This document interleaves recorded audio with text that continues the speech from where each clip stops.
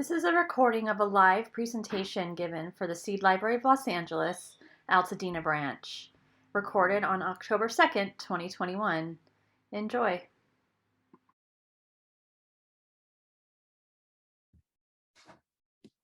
This right here is a miniature compost bin that normally you can purchase with the county in their workshops, and this is about 3x3 that can be used for backyard composting. This is just to give you an idea of the method that I'm gonna focus on today. Okay. And as I mentioned, all these containers are available online. They're also available on sale in composting workshops with the county, if you're interested. And keep in mind that these methods of composting are designed for residential use in urban areas.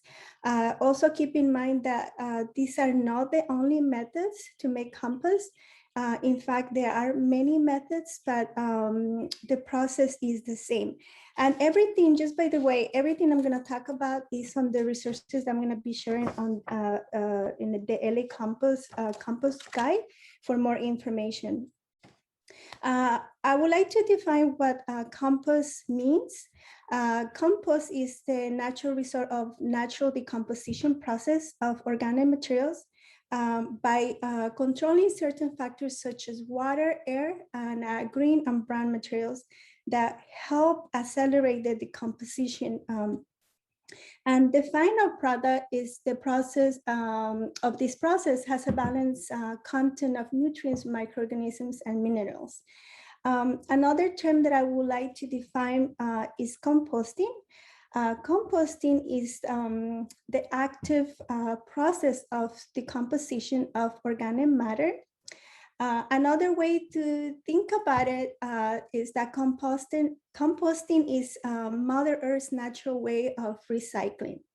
And I'm going to begin the workshop asking a question. Now that we know our learning objectives and how I know basic definitions, let me ask you a question, and you can type your answers in the chat box or in the Q&A answer box. And the question is, why is not a good idea to send organic materials to the landfill to decompose? Well, first of all, the process of decomposition or composting is a process that requires oxygen. So composting is an aerobic process. And the reason why we shouldn't throw our organic waste in the landfill, it's because when it gets mixed with inorganic materials like chemicals, plastics, and industrial oils, the decomposition process doesn't continue. On the contrary, the process becomes anaerobic without oxygen. And as you can imagine, it's going to produce toxic gases such as carbon dioxide, methane that contribute to global warming. And that's not the only issue because eventually all the waste is going to end up contaminating the soil and groundwater with chemicals that, as you can imagine, cause cancer, birth defects, and changes in our DNA. Another reason is because the landfills are already full and there's no more space. Just a little bit of data, it is estimated that the organic waste found in Los Angeles County landfill is approximately 40%. Now imagine all the resources, because I don't call it waste, are just wasting away without feeding the soil that gives us everything we need to live. In my humble opinion, it's a modern tragedy and a loss of precious natural resources. Unfortunately, those are the bad news. The good news is that if we cause the problem, then we can make the change and be part of the solution and not part of the problem. So what's the solution now that we know that we know what the problem is? And how can we be part of the solution and not part of the problem? And right now you might be wondering, what can we do to help? So I'm glad that you asked, and the fact that you're here tells me that you're ready to take action. So the solution is simple: start composting, because processing your organic waste in your garden helps feed the soil under your feet and not the landfill. And by processing your organic waste in your garden, you will be able to create compost to regenerate the soil that is damaged and contaminated by our daily activities, like simply throwing our resources in the landfill. And in that way, we can help improve the environment and our health. That's why composting is so important, because compost helps create healthy soil, and healthy soil helps people grow strong and healthy. It's that simple. As I mentioned before, composting is nature's way of recycling, and you can help by studying and speeding up the process. And not only that, other benefits of backyard composting, if you go back and check on this compost guide, some of the benefits include the following. Composting helps reduce waste of organic materials in the landfill. Also helps reduce toxic gases produced in the landfill. Reduce water use in your garden. Also helps promote greener and healthier gardens. Composting also helps improve soil structure, improve water retention capacity in the soil as well, and also helps increase the nutritional value of edible gardens, okay? So let me talk, before I continue about talking about composting, let me talk a little bit about food waste reduction. So before you start thinking of making homemade compost, there are other ways you can also help reduce organic waste in the landfill. For example, first think of source reduction to prevent food waste by reducing your portions of the purchases that you buy in the market, and only buying what you're going to use. Another simple thing you can do is organize your refrigerator so you don't forget food and goes to waste. Also think of rescue of edible food. We can share your food with neighbors, friends, and family, and donate to feed people who are in need. And also don't forget to feed the farm animals. The third thing that we want to do to reduce food waste is homemade composting. Here is our opportunity to intervene and accelerate the natural process of decomposition and avoid wasting natural resources in the landfill. The last thing we want to do is throw food in the trash bin. The only thing you want to put in this trash bin is just basically foods that cannot be used in any way. Now, you might be asking, what are my options about composting? Which composting method is ideal for you? Well, that really depends on your lifestyle, your needs, the time and space. So to decide, ask yourself the following questions. How much organic waste is produced? What kind of waste? What kind of space do you have in your home? Let's just say if you mainly produce kitchen scraps such as fruits and vegetables and don't have or have a very small garden, the idea would be just to start with the method of vermicomposting, which I'll try to talk if we have time. And let's just say if you produce more than what I mentioned, for example, you have a large amounts of food and garden waste, then you could start using a backyard bin, like the miniature model that I show you in your garden. So those are just few things that I wanted to remind you. Backyard composting, it can be done using a plastic container, like the one I showed you earlier, or you can, there are many that you can see in this compost guide, just to give you an idea. If you decide to do the method of just backyard composting, I recommend that you familiarize with your backyard bin, which is very easy to use because you can add the materials from the top of the container, right? Like this, you just add it from the top. And it's also very easy to move the materials inside the container and take the final product out of the door that is below. I always make sure that you remember to place your container in an area of the garden where there is shade. And always keep in mind that before placing your container, don't forget to level the ground. And to prevent pests from getting into your container, it is recommended to put chicken coop wire at the bottom. And I'm gonna show you, I don't have my sample, but so those are just a simple key points that I want to remind you. Okay, so now, sorry about that.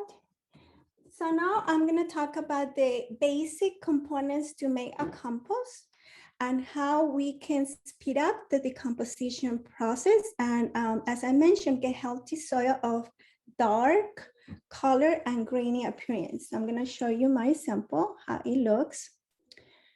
So there are 4 key components. That's all you need to remember. To make a healthy compost pile are green materials, which are high in nitrogen. These materials provide proteins for the organisms that are responsible for processing the organic waste and also help retain the moisture in the compost pile. Again, everything is in this compost guide. And some of the green materials include green leaves, remains of fruits and vegetables, pesticide-free treatments, right? Also coffee grounds. I have my coffee grounds here. Biodegradable tea bags. Also eggshells, which contain some nitrogen, but really they contain more calcium, which is great for structural support in the cell walls of plants. The brown materials are high in carbon. These materials provide energy to organisms and also allow air flow through the compost pile. Brown materials include the following. These are just a few: dry leaves, wood chips, brown paper napkins, and paper bags like these ones, cardboard, newspaper.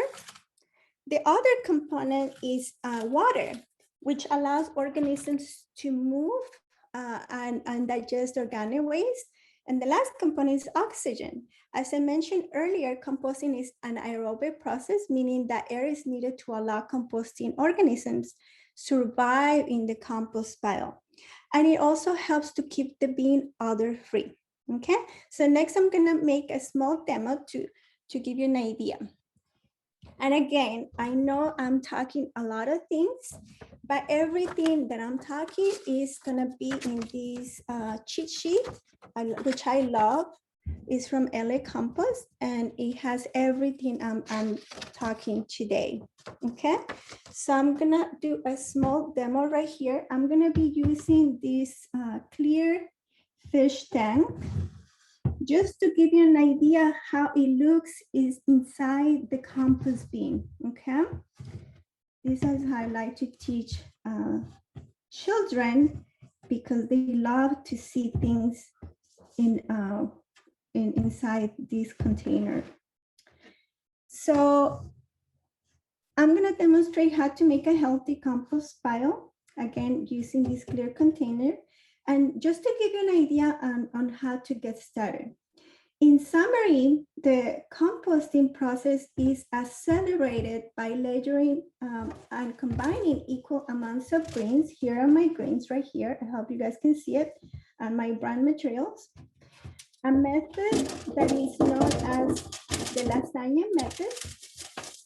Everything made into small pieces.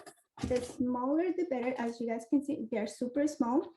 And then mixing the materials frequently so that the air flows through the compost, and adding water just enough, okay, to keep the compost pile moist as around a sponge. A reminder, materials can be added as you go to fill the backyard bin all the way to the top. And if all the steps were followed correctly, the compost should be ready between 3 to 6 months. Compost is ready when it has a brown color similar to coffee grounds, is crumbly, and smells earthy. The stages of composting are as follows. First, what happens is that the active decomposition of organic materials begins. And then secondly, occurs the maturation of organic materials. And at the end, the refining and the improvement of the organic materials occurs. Again, everything is going to be in the compost guide. Remember that composting is a process in which we're going to see all the stages right here of composting for more information. Now, let's talk about the process of composting. Maybe you're still wondering how the composting process works.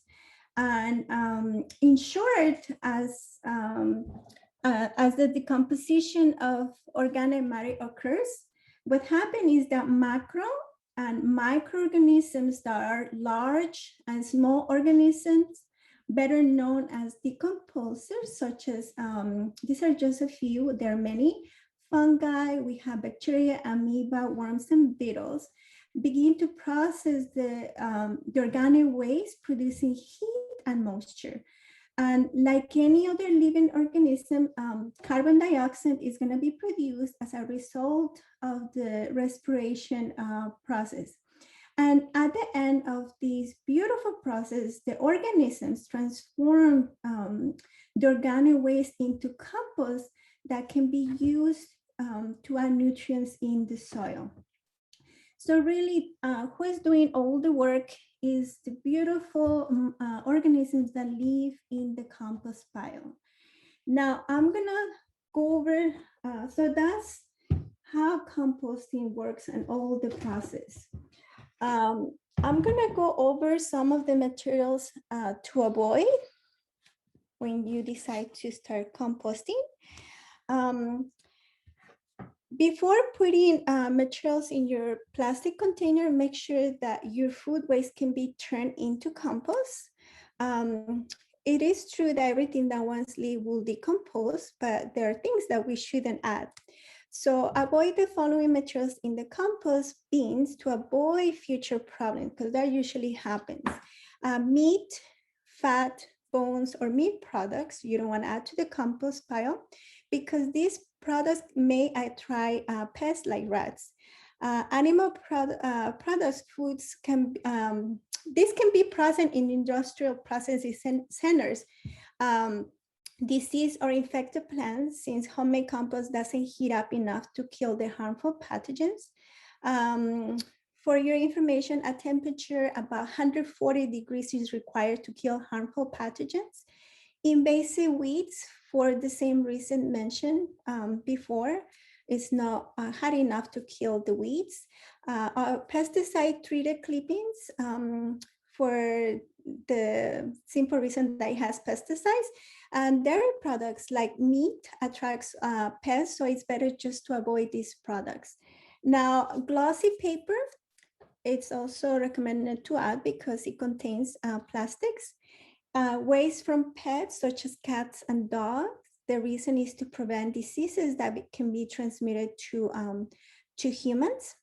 So those are just a few things that it's best to avoid problems in the future.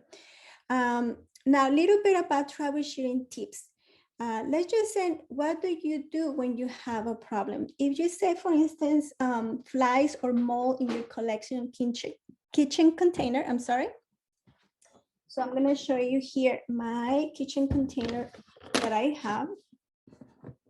And there is no flies. I don't know if you guys can see it, but there's already mold inside. And the presence of flies or mold doesn't damage the compost, so don't worry about that. Moldy foods are foods that are already decomposing, and mold is just part of the natural decomposition process. To avoid flies, if you don't like to see them, but this one, like in this container, I never have issues. You can freeze the materials in the freezer until you're ready to put them in the compost piles. The benefits of freezing your organic waste is that what happens is that it slows down the decomposition process, and the low temperature causes the cell walls of the fruits and vegetables to burst, making it easier for the organisms that are responsible for processing organic waste. It just makes it easier for them. If you see there's overheating in the plastic container, let's just say above 150 degrees, honestly, it's very unlikely to reach this temperature. But let's just see if it happens, you can always mix or make the compost pile smaller. If you have bad smells in the container, to avoid bad smells, always mix the materials and add a layer of brown materials on top of the compost pile before covering with the plastic lid. If you see that there's low temperatures in the container, anything between, it's good to have a thermometer, but anything between 90 and 120 is okay. But anything less, this problem can be solved by adding more green materials or water. If you see there's a slow composting, remember the 4 basic components to make a healthy compost pile. Equal amounts of green and brown materials, water, and air. If you see vermin in the containers, remember to put chicken wire on the bottom and always cover the compost with brown materials. So those are simple strategies to follow. Now, results. At the end of the process of the organic waste is converted into granulated looking compost that can be used to fertilize the soil. Again, I'm going to show you my sample. To fertilize the soil naturally to help the plants grow strong and produce quality food. Once the compost is ready, you can always sift the materials to get a finer product. Once the product has been sifted, you can return the large materials inside the containers so that the process of decomposition continues. Now, you can, there's really no need to buy or make a fancy sifter. I always think of sustainable ways to repurpose products. You can use a fan cover, and this is a little one. There's the big ones, and they work amazing. There are different ways that you can use compost.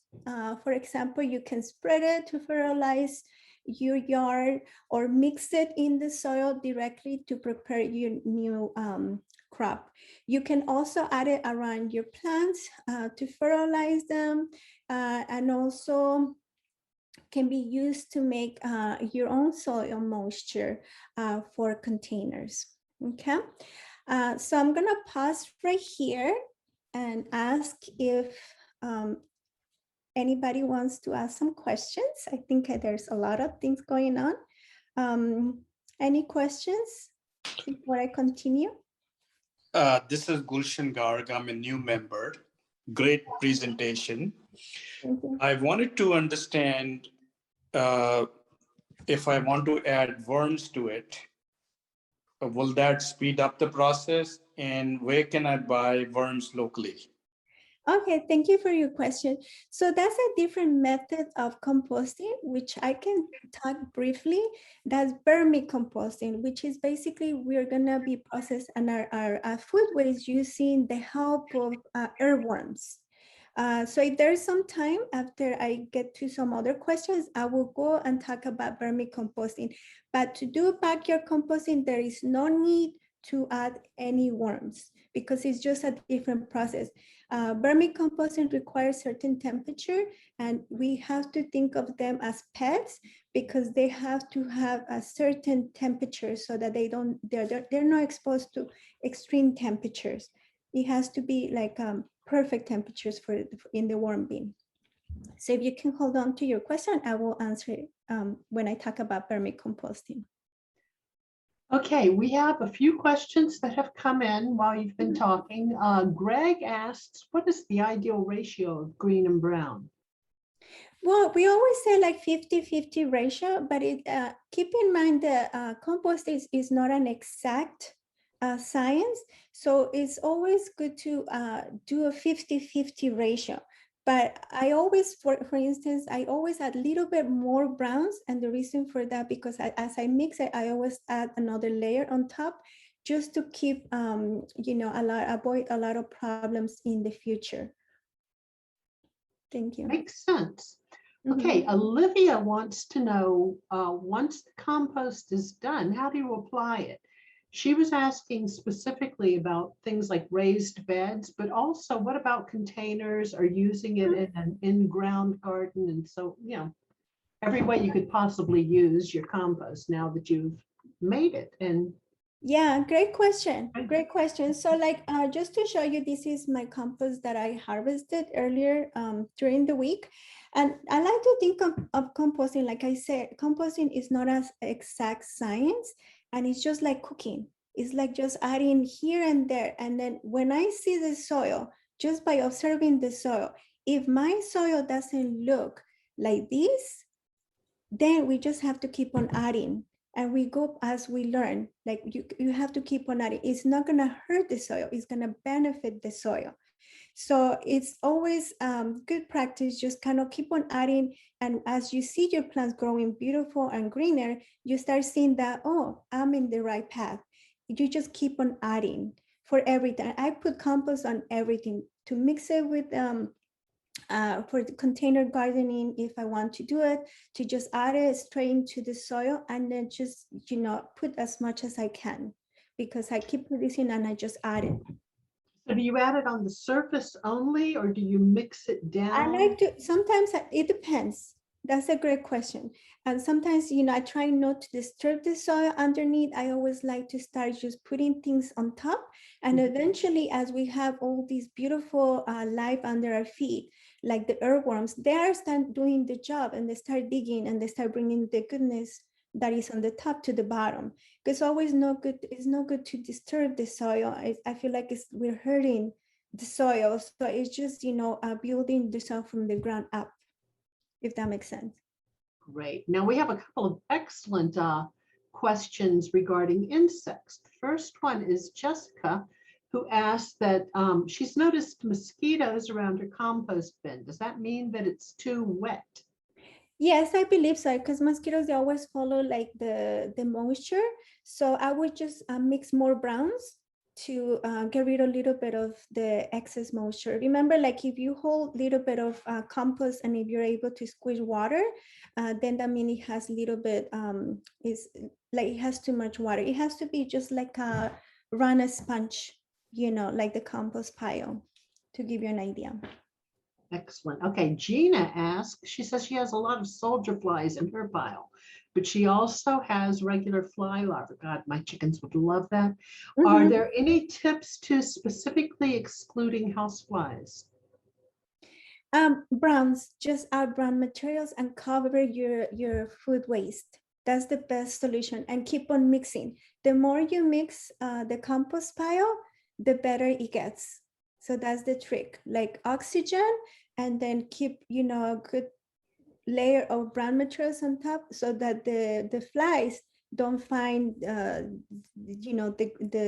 compost pile, like the smell. It doesn't release any kind of smell. Now, do you ever add water to your compost, or do you just count on condensation? That's a great question, because keep in mind that when we add in our greens, the greens already have like enough water. Sometimes I just little bit, depending, we have to look at the environment. If it's really hot, and then we forgot like the compost open, so the water is going to evaporate. So we might need to adjust a little bit.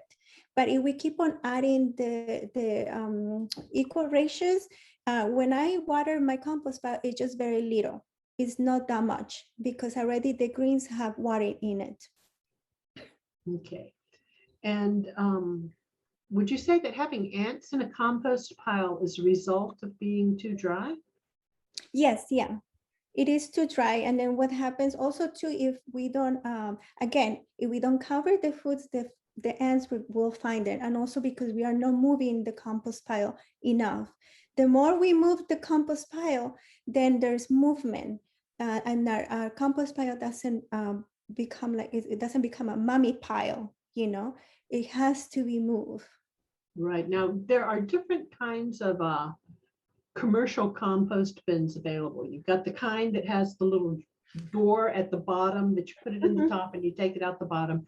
You've got tumblers that will turn it around. Do you recommend one over the other? So, in the compost guide here with the LA Compost, it talks about the different types of compost systems. They all have the advantages and disadvantages. Like in the museum that I work at, we have the tumblers.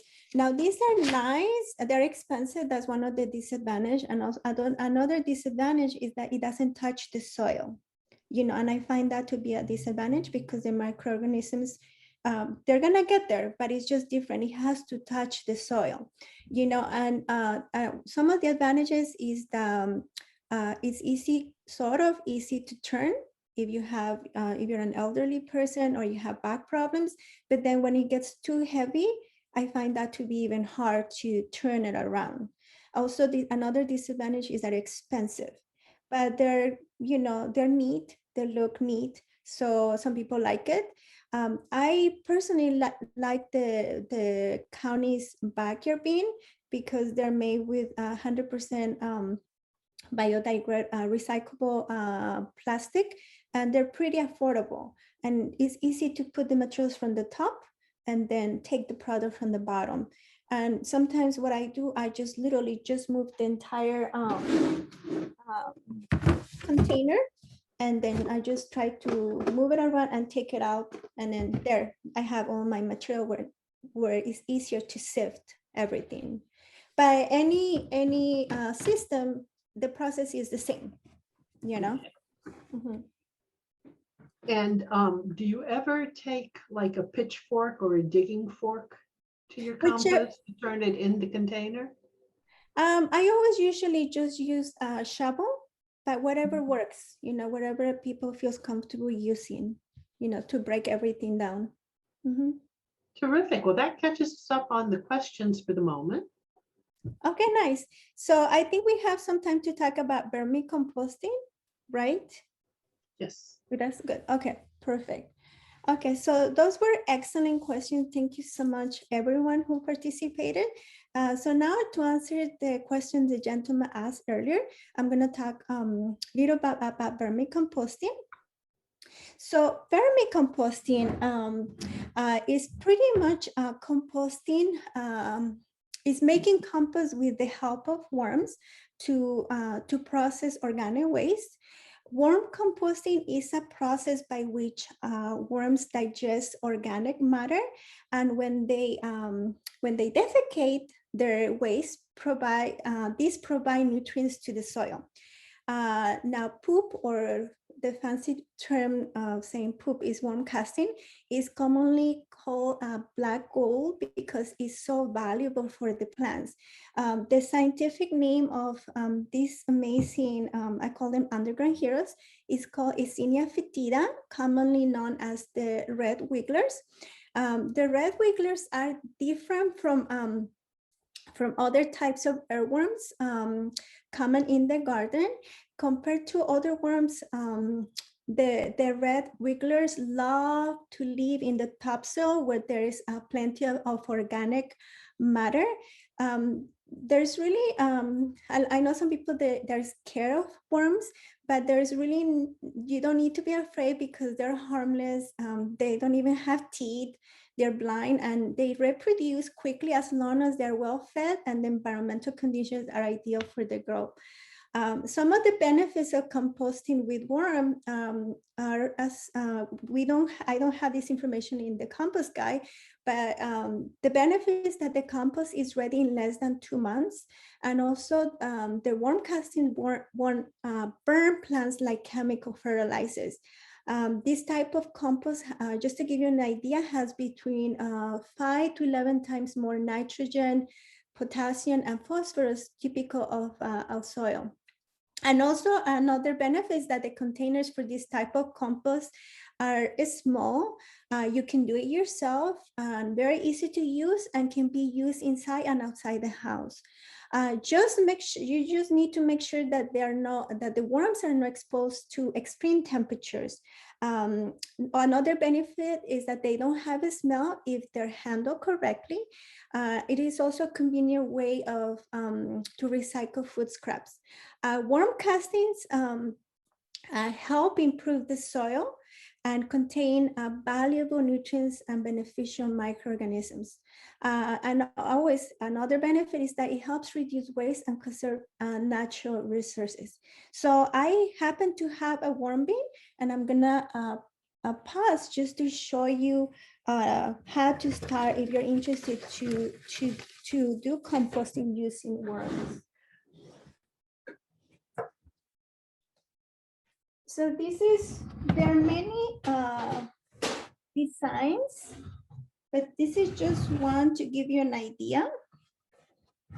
Can you guys see the compost? I mean, the worm bin? Yeah, we can see the side of it. Okay, better? Yes. Okay. Okay, so to start, you're gonna need a plastic container like this one. This system right here, like I said, there are many, but this one has one container in which you can put your worms to work, right? And it has also a tray right here that is used to collect the leachate. Leachate is the liquid, right? Let me show you. The leachate is the liquid that drains from the main container where your worms are. And then second, what you're gonna do is you're gonna add a layer of shredded newspaper inside this container, or coconut fiber. If you can always buy the coconut block in a garden store, and this is just to give you an idea how it looks. And what you do, you put this coconut block in a bucket of water, and then you just let it soak overnight. After it crumbles and expands, you can spread the materials at the bottom inside the container. And then the next step is just basically you add your worms and you feed them. To avoid problems, I always said bury the organic waste. And you're gonna hear me talking about these a lot of times. So this is just to give you an idea how the worm bin looks like. I'm gonna move to my next. This is again another tiny fish tank, just to give you an idea how it looks inside the worm container. As I mentioned before, to avoid problems, always bury the organic waste inside. Keep in mind, you need to keep your container in the shade. The ideal temperature for earthworms is 55 to 85 degrees Fahrenheit. So make sure the materials, so make sure they're not exposed to extreme temperature, and also make sure that the materials in the container are moist but not wet. It's always nice to add ground eggs shells to maintain the proper pH. And don't forget to rinse the shells and let them dry before grinding them and adding them in the worm bin. Let me show you how it should look. You can always use a coffee grinder to do that. And make sure you don't inhale the dust because that's very harmful for you. What's good for the worms? They love fruits and vegetables, vegetable scraps, coffee grounds, they love it, biodegradable tea bags and leaves, newspaper, as well as dry leaves. What's harmful to the worms is animal products such as meat and dairy, citrus peels such as orange or lemon. These materials are not recommended because what happens that they have antimicrobial properties which can irritate the worm's membranes. Fats and oils and grease and processed salted or canned foods, those are not recommended either. So that's just like basic worm composting 101.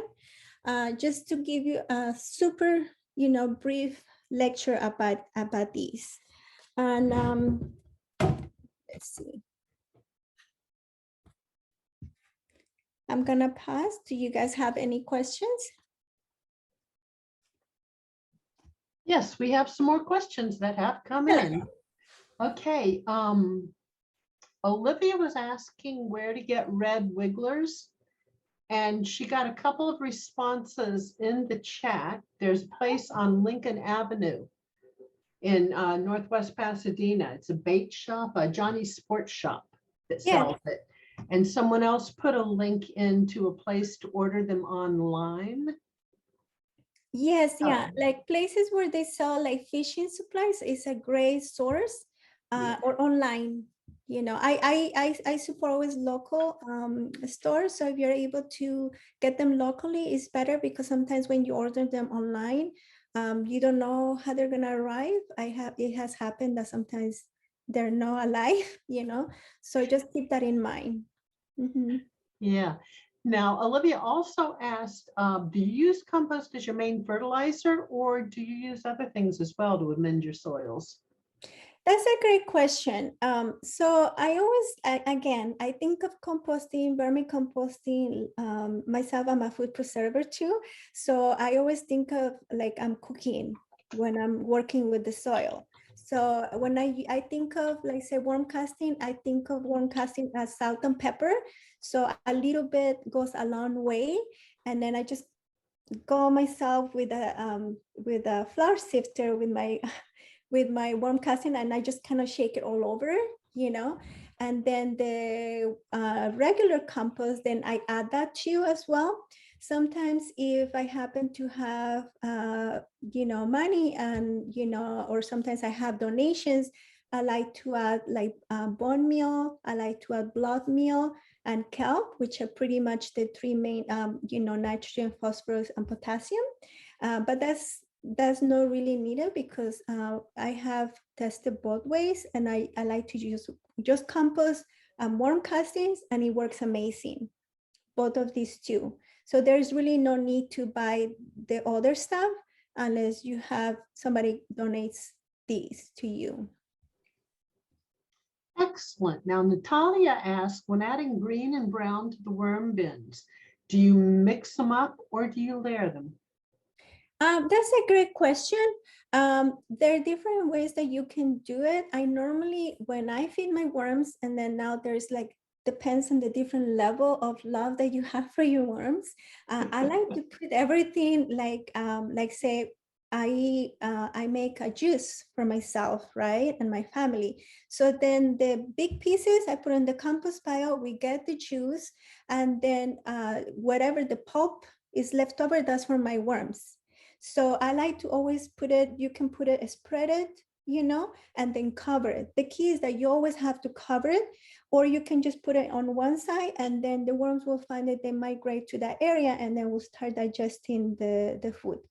But the key is always to do everything in small pieces. And like I said, depending on the different level of love for your worms, you can even blend it. So it's really, there's different ways, but always cover the organic waste. I love the idea of making smoothies for your worms. And I think that is like, I'm eating healthy, I'm feeding the soil, and I'm also thinking of it, because when you do vermicomposting, it's not just throwing food so that they digest the materials. You also have to think of the well-being of the earthworms. They're like pets. So, we have to keep that in mind. Excellent. Now, going from smoothies to tea, Jessica has heard some controversy on worm tea and whether it's good for your garden or not. What can you give us on that one?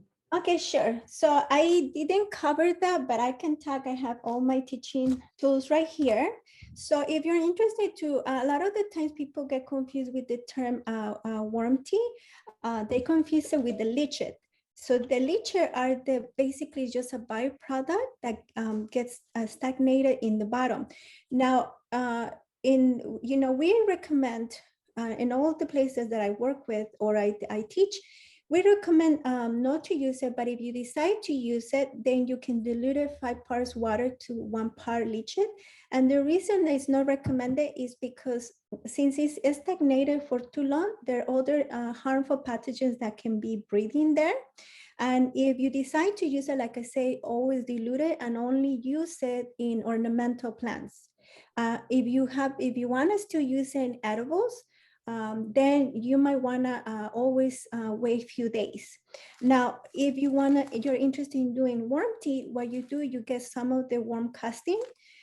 Like for this bag that I have right here, this worm tea bag, I use 8 ounces of worm casting. This is 8 ounces, just to give you an idea of the visuals.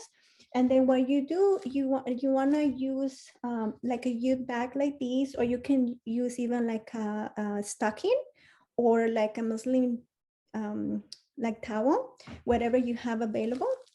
And then what you want to do is this, you're going to soak overnight for at least for a period of 24 hours, and then move the water around. Once the 24 hours have passed, then you can use it as a foliar spray or a root drench. And what this does is basically is just a boost the immunity of your plants. And I have tried it, and I have used it to control pests like aphids. It's an organic, it's a way of controlling pests organically. And also, like I said, it's just a way to boost the immunity of your plants and make them strong. So that's what I can say about worm tea. And then, yes, there's a controversy because a lot of the times we get confused on the products. Okay, we are coming up on the end of our hour here, but we have a couple of more questions. Sure. Gina asks if you could review what should not be put into compost, such as tomato plants or any other plants that could spread pathogens or disease into the soil. Yeah, so any diseased plants, we don't want to add it to the compost pile. Any weeds, anything, we always want to keep our compost pile as healthy as possible. So anything that looks dead, like disease, we don't want to add that to the compost pile. All of that needs to go to into the trash bin. Anything that has been man-made and has been bleached, like white paper towels, it has been bleached with bleach, and it's not good. If you have one paper napkin, is okay, but always think of the materials that are being coated with plastics, just those or pesticides that have been like yard clippings, that has been pesticides. We don't want to use chemicals in or anything that has been tamper with in the compost pile. And again, everything that I say it shouldn't be used in the compost pile is in the compost guide. Excellent. And did you want to touch at all on the difference between hot composting and cool composting? Yeah, sure. So pretty much, honestly, backyard composting is cold composting, because what happens is when we keep on adding, as I mentioned, we just keep on adding little by little. What happens is the microorganisms, as they get new food, they're kind of adjusting to the new food that is being added to the compost. So that kind of slows down the process, but at the same time is because they're getting used to it. Hot composting is when basically I have all my materials ready, all my browns, all my greens, and then I don't add any new materials. So that's the difference. In reality, most of us are going to end up doing cold composting, and it's just going to take a little longer, but the process is the same. Okay, Olivia again asked, they have a large box raised like a trailer that's about 7 by 4 feet that students have used as a worm bin in the past. It was emptied last year, but we were wondering how feasible a structure like this is for vermiculture. I think any container can be used to do vermicomposting, as long as it has, holes in the bottom and there's a good ventilation for the worms. I have used even Home Depot buckets, to do vermicomposting, where one, I have my worms, I put my worms to work. I just drill holes in the bottom of one of the bucket, and then the second bucket, I used it to collect the leachate, and then I put a lid, I cover, I made holes on the lid and on the side of the first bucket. So as long as it has good oxygen for the worms, it should be fine. It has to have drainage and holes for the worms to survive. And that catches us up on our questions. This has been awesome. One last quick question. Nicole was asking where you got your worm bin from. So this is from the county, and I believe I shared the link, if I'm correct. Yeah, and I'll put them in there again right now. Yes. So look in the chat and I will put all the links for all the resources. And then, as you mentioned, since you share my website, there's also a link to my email. If you guys have any questions, I do volunteer work as a master gardener. So if you have any further questions, you can always, send me an email and I'll be happy to send you resources. I apologize. I did my presentation really fast. This is normally what I teach in 2 hours, and I have to condense everything in just less than 45 minutes, a lot to teach, but just keep in mind that this is just to inspire you. And then the fact that you're here says a lot, and never compare your experience to others, because, we're all going to learn at our own pace, and this is just the beginning of a beautiful journey. So thank you so much for being here today. I can't speak for everyone, but I think your pace was perfect here today. Thank you. Thank you so much, Mireya. That was like packed full of information. And yes, please visit the resource, the websites that she gave us. I'm sure you can get refreshed, and it looks like there's some actual recorded videos as well. So you can go and, yes, yeah, and listen to things. All right, we are right at 11 o'clock, but I just have a couple announcements. I forgot to mention that we are going to be at the Altadena Farmers Market along with the Altadena Library on October 13th. So in a couple weeks, it's a Wednesday. They're there from 4 to 7, I think. And that will be an option. If you're checking out seeds, you can come see us and pick up your seeds in person at the market, or we are still mailing seeds too. So never fear, if you can't get to the market, you can still come get your seeds in the mail. Additionally, if you are wanting to return seeds to the library, just email us at the Altadena. Here, I just put all the information in the chat, and I'll give you the instructions on how to get seeds back to us. And then, next month, November, we'll be having a roundtable. So bring your questions, gardening, seed saving, compost, just bring your questions and we're going to have a discussion. We'll hopefully have a couple master gardeners here to help us out, as well as myself and all of our volunteers and all of you. So everybody brings their own experience and expertise, and this will hopefully be a great place to share all of that. And you can ask about chickens. That's right. We've got quite a few chicken experts. So we hope to see you then. Keep your eye out for the emails from us regarding checking out seeds and how to sign up for November's meeting. And have a great day. And again, thank you so much, Mireya, for coming and sharing your knowledge on compost. I'm inspired to set my worm bins back up. They've been idle for a long time. So, okay. All right, guys. Have a lovely, lovely Saturday. Thank you, everyone. Bye-bye.